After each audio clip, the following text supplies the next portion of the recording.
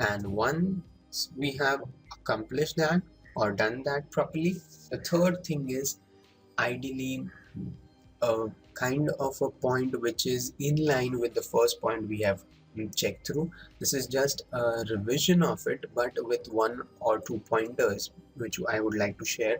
That once you have decided on your testing part and you make any particular change live across on your site, like in our previous video in the example of doing A/B testing, I had shown 4 varieties of landing page testing.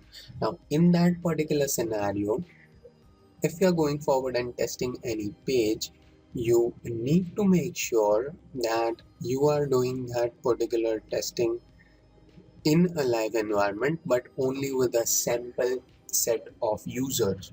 Make sure that you are not doing across any test with all users at one go. And that's the same thing we had even seen in the particular example of the presidential candidate sign up form. So whenever you are doing any testing, do make sure that you first take a sample of just near around 500, 1000 odd people of your website visitors, and then pass the results which are seen from that particular set of people. You go forward and implement that same test across the whole website. So you first get your hypothesis done through, as we had seen in the uh, previous example, and finally you are then ready with some achievable result. Just to put this out in the example that we had seen previously, so let me add this as a point that out here, when we are starting our test, we should be making sure to test the landing page with only a sample set of users or visitors, because making any new change live across the complete website environment is something not which is suggested through, or which is something which one should be using across. So make sure you are doing it in a sample environment, and that's the same point coming out here. And past that, once you have analyzed your time frame and your results for 1 to 2 weeks, you can go ahead and do a mass iteration of the same and a mass implementation of it, which is the point coming in out here in the form of reiterate. So once you have tested this output, the second thing you will be doing is you will be going forward and making sure that the output which you have found to be optimized, that is landing page D, is something which is working good for you. This landing page is then implemented for all users. Now here across again, once you implement this particular scenario for all users, you are again going to have a week-based testing happening through for at least 1 to 2 weeks, and you would be checking again what is your kind of conversion rate data which you are finding it through in an environment when it is being implemented for the mass. So if you find across almost similar kind of rates, maybe with a difference of 5 to 10%, like you find through that landing page D, when it is implemented for mass or all your users, is giving a conversion rate of 0. Probably 9% in week 1, and again then shifting to probably 0.92% in week 2, then you have indeed found a really nice optimized mechanism for your site, or a really nice optimized website data which you can rely on. If this is not the scenario, if this scenario contradicts when you are doing the implementation for all users, then what you will be going forward and doing through is that, let's say, just to give an example, if you find that when you have implemented it for all users, the conversion rate with that same landing page drops to 0.4%, or probably drops to again it drops across at a very higher rate to maybe 0.3%. which is contradictory and ideally should not be happening. But even if this happens, then the solution at that point of time would be to going back on your previous page or going back to your previous environment. You will not be going ahead with that page, landing page D at that point of time, but what you will be doing is you will be going ahead and pausing or probably stopping that particular landing page, and you will be going ahead and implementing the same page which was running properly on your website across out there. So there's a two-phase method which I have shown. It's a kind of two-sided coin. It could be going in benefit with you, it could be going against you. So you need to make sure how the coin is playing around, and basis that you need to go ahead and do this process which I name it as reiterate, that you implement it across for the mass, you test what the results are saying. If it contradicts your previous results, then one is first tested for a bit of a longer time frame, and if it complements your previous results, you have achieved indeed your optimization goal, which is the main thing which we are doing out here.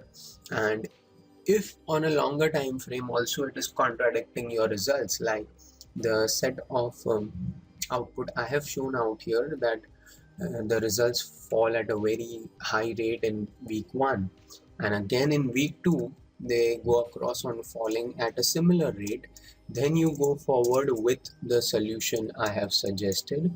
If you find that maybe in a week's time the rates are improving, maybe from 0.03 they are moving across to 0.7, then you do not go forward and stop across that implementation, but you continue through with the same. So that's one of the other methods which are there. So in this particular set we are covering 3 varieties. One, by checking the mass data and seeing whether it contradicts. If it contradicts, then going forward with retesting it for a longer frame.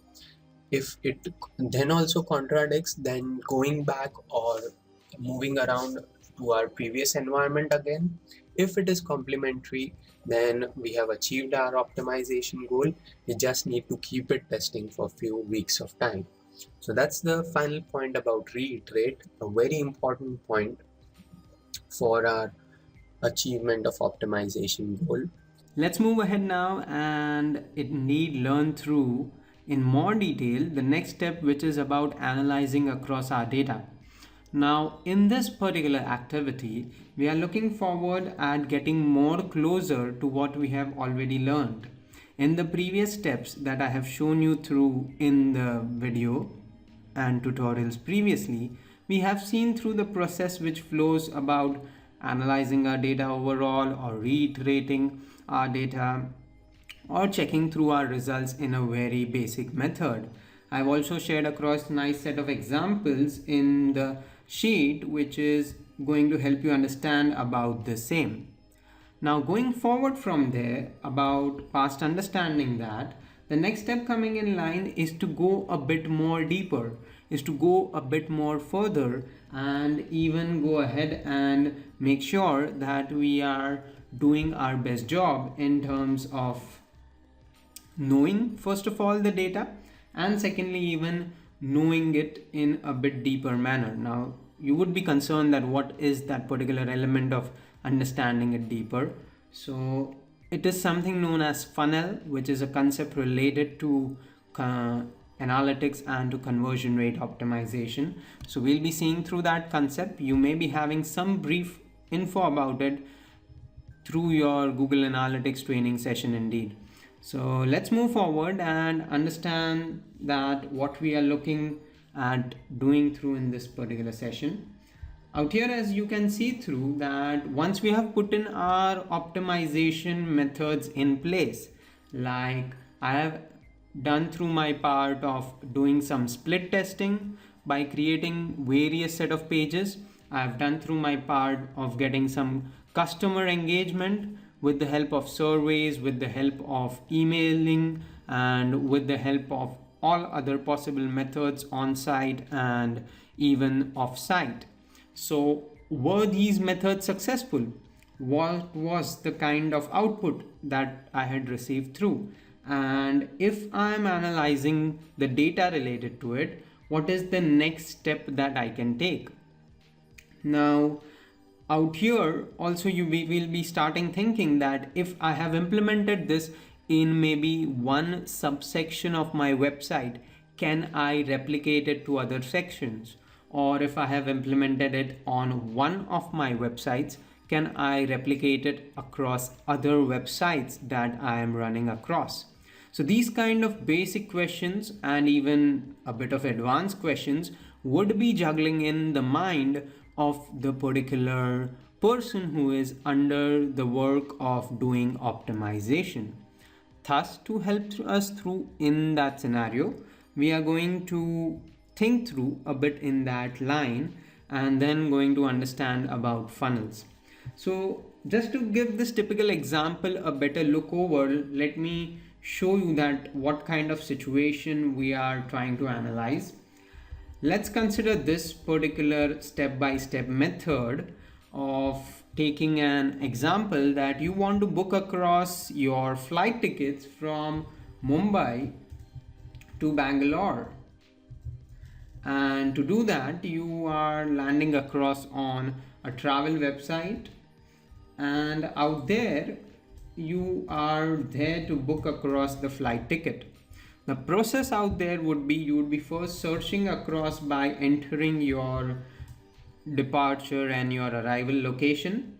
Past that, you will be available with different options of travel. You'll be in your search, you will be doing through on one of the pages. Out there you will be entering mechanisms in the form of your date of travel, your location of travel, etc, etc. And past that, you will be seeing options which would be of different set of airlines offering across their air tickets for that particular day, with showing you through the time and other details of the same. And going forward and implementing or doing through this step, the next thing coming in line would be definitely your major step to go ahead and select your particular travel company or particular ideally airline through which you would be deciding to travel, and select through your date and other details of the flight itself. And past doing that, the next step you will be doing is you'll be going forward and completing your payment mechanism. And for completing your payment, you would be probably landing through on a third party payment gateway. And once you have done through that mechanism, you will be coming back and completing your, or you would be seeing through your confirmation in relation with your air ticket. So there is a step-by-step method which you would be ideally following through when you would be doing through an travel scenario. Now, you'd be thinking why we are taking this example. The reason why we are doing this is so as we can understand goal funnels in a better manner. Out here, if I check through the number of steps that you have done for completing this effort, is step 1 is in the form of doing the search. Step 2 is in the form of seeing through the various options which are there provided on that particular website. Step 3 is the selection part of the airline, the date, etc. Then step 4, it is the payment part on the payment page of the website, and then moving across on the gateway. And pass on gateway also, you would be going forward and entering your payment details, whatever card details, etc. are required. And finally, the last step is in the form of your confirmation. That is, you are receiving your air ticket, or you are receiving the details, confirmed details about your travel. So this is a step-by-step mechanism which is followed through for doing one process of traveling from one location to other. Now out here, when we are seeing the step-by-step data, there would be each step could be equivalent to a conversion state, or could be equivalent to a micro or macro conversion to us. And in each state, out of the total number of people who are coming across on that step, there would be some amount of fluctuation which we may be seeing through. Like, let's say that in a day, if 100 people are starting across with your step 1 or doing a search, you would be finding that probably just maybe, let's say, 8 people are going forward and completing the conversion step. That is, 92 people are getting lost or are not completing the steps about booking the ticket or the complete payment. Now, in this scenario, when you want to debug across that how many people left past step 2 or how many people left past step 3, or which is the biggest step in which people are not completing the further activity. So let's take the same example forward. Let's say 100 people start on with step 1. At step 2, when they have done through a search, there are only probably 80 people remaining. And past that, at step 3 for selection of airline, there are, let's say, 70 people remaining. Past that, on the payment page, there are probably 40 people remaining. And finally, on the payment gateway page, there are just 15 people all remaining through. This is a plain example I am taking so as you could understand this concept a bit better. And finally, only 8 people confirm. So 92% of people are leaving through without doing the final action of confirmation. Now, if you want to debug this data step by step, the best thing or the best way to do through this is something known as goal funnels. To show you an example of the same, here is a Google Analytic funnel in which we can see through this data. Now, here is an example about a similar kind which is related to an e-commerce site from right from the step when people are adding a product to their cart up to the final stage when an order is getting confirmed on that particular website. So herein there are two ways to the funnel. One is how many people coming in the funnel, how many people passing on to the next step, and finally how many people exiting the funnel itself. And finally, at the end, there is the confirmation that from the total number of people coming in, how many are leaving through. From this particular diagram, like herein you can see that at the start for this particular example, there are more than 8,000 people who have entered the funnel. And finally, at the last step of sales confirmation, there are near around 1400, to be precise, 1371 people who have completed the sale. So from the total number out there, it is less than 20% who are going on and converting into a sale. And more than 20%, more than ideally 80% of them are ideally leaving across in middle during the process. So to control through this scenario, we will be definitely needing the help of something known as funnel, which will be able to tell us at each step that if someone is coming, from which URL that person is coming, if someone is leaving, then to which URL of your website, or maybe completely leaving your site. So who is doing that and what is the number and what is the person's share of the same. So just to connect this up with the example we have seen, if we find out that from 70 people, 40 people leave across when they are landing on the payment page, it generally means that good amount of 30 odd people are leaving in between. So either they are not ready to make a purchase, either the payment page is taking a lot of time to load, either the security and the kind of look and feel of the page is not making the user think through that this is a nice site to buy a ticket from. The reasons could be enormous, but first of all we need to debug that where is that happening. So thus to help through, there is the goal funnel data, and let me show you idly in an analytics account that where this information is available. In analytics, as you would have known through, the conversions data is available at the very bottom under the last tab named conversions. Within conversions, the first sub element is in the form of goals, and within goals we are having all these various kind of data in the form of goal URL and goal flow, etc., under which there is this tab of funnel visualization. So this tab of funnel visualization is indeed something which will help me understand as to which particular person did which particular activity, and out there from that particular activity what is the kind of data we have seen through. So that's very important to debug across. And if you have till date not checked out your funnel data, do make sure that you go across in your Google Analytics account if you have access to, and check through the same. Do remember to check through the amount of red marks it is having, because more number of red in the diagram indeed means that that particular page is having some issue, or there are less number of people who are navigating to the next page past visiting the previous one. Like in this particular diagram, you can check through that there are more than 6,000 people who are leaving past the first step. So there is a good scope of improvement in the first step if those people are leaving the website.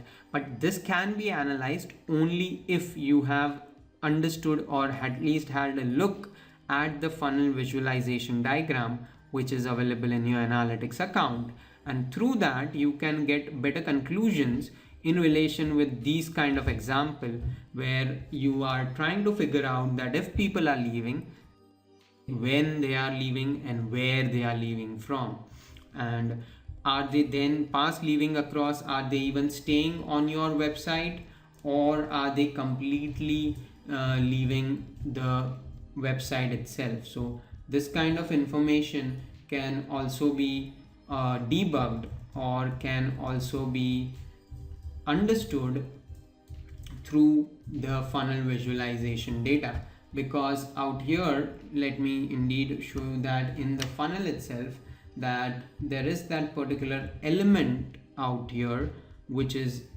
going to go forward and show you about the number of exits which are happening. Let me just zoom in this diagram a bit so as you can see there is this particular option which is going to share with you about the exit of the user. Let me show you with another better diagram. Okay, here is one nice one which is showing you that there are a good number of people who are exiting the website, that is they are completely leaving the website. So this number is something which is going to tell you that who are the people who are not doing the activity. And if it is very high, out here it is less than 10% of the total number. Total there are 1400, and out of them 10% are leaving. In step 2 there are more than 1300, and out of them 126 are leaving. So if it is in control in a line of 10% or 15%, that's fine enough. If it goes beyond that, then it is definitely a concern for you to check which particular element in your complete goal data is acting incorrectly. Once you have known that, you definitely have scope for improvement before applying this change. If you have got through a good better output of optimization, then this goal funnel data is definitely going to help you to make your new set of hypothesis and testing being implemented across other set of pages of your site. So that's the important concept of goal funnel which I want to explain through in this particular video. The next thing coming in line is to go forward and analyze across our data and get more details regarding the same. Now this step is a bit reiterative. It is in line with some basic discussion we had previously, and the main focus of this point is to make sure that you do not lose your heart once you have failed, because continuous failures indeed bring success, and success does not come through any time without failures.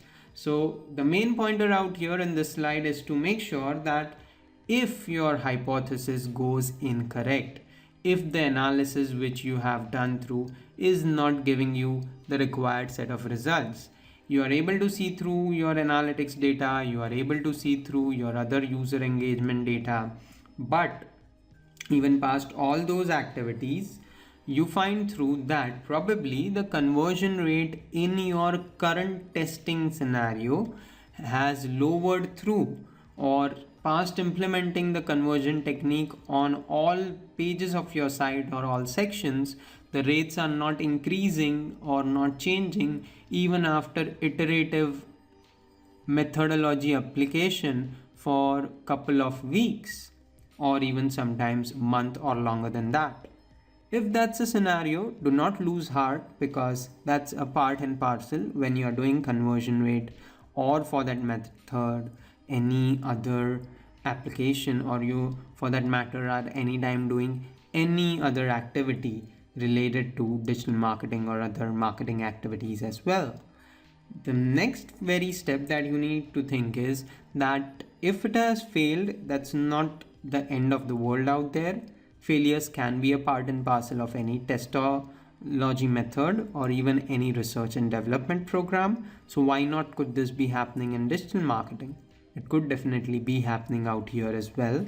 The next thing which you will be focusing is then to go ahead and rinse and repeat the previous steps. First of all, you will bring back your previous set of implementation which was working properly for your website back onto it. So you will be going forward and making sure that your previous implementation of your form, your conversion activity, whatever the previous page was, whatever the previous section was looking like without the new changes, is being uploaded back, and you are getting the data related to the same for your conversions and other activity.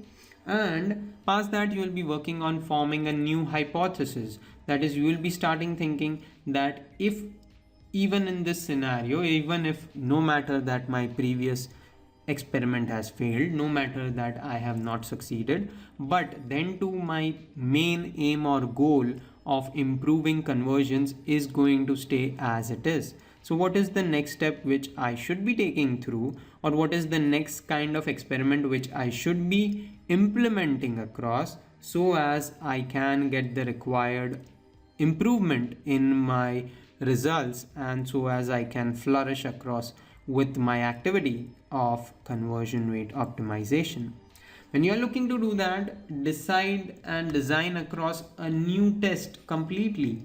Think through of other elements which could have been improved, right from the color of your page up to the background, up to the look and feel of the buttons, or maybe a placement of a feedback form, or maybe an interaction through other social buttons of your company website, or even a login form or a login button popping across, or even change in images. Or on the technical side, there could be even changes in the form of your server and other technical stuff, which could be leading to heavy load time and lower speed of your site. So various reasons could be there, and in relation with it, you will need to design a new test. You will need to go ahead and take in consideration these points. Let me jot down few of them so as we can understand it in a better manner. The list is definitely not exclusive. It could be considered with many various other steps, but few basic issues which could be very common are right from lower page speed or page load speed to probably the website font color, headings, etc., up to the use of images, and secondly even the content in the form of the text, the explanation,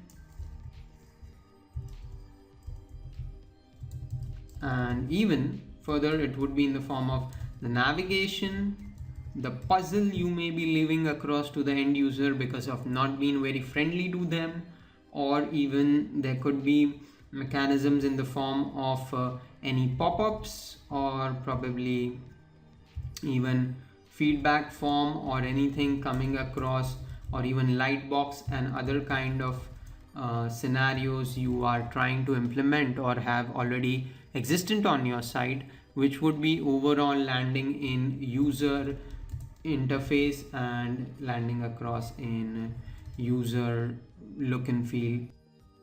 issues, etc. So this is something which are few basic pointers which may have resulted in your hypothesis not going correctly. If you have tried one of them or a couple of them in the previous step, you could go ahead and try a new set of it in your new hypothesis, and then you should go ahead and repeat the same so as you can check again, check through for a small sample of people, check through the output data. If it is up to the mark, go ahead and implement it across the website, and then finally again check the results. As I previously said, and as you need to remember, it is a completely cyclic process. It does not involve one or two activities, but it is many activities or step by step activities being implemented and re-implemented again. So that's the mechanism about analyzing your results, what to do in a positive situation, what to do in a negative situation, and how to flourish further from the same.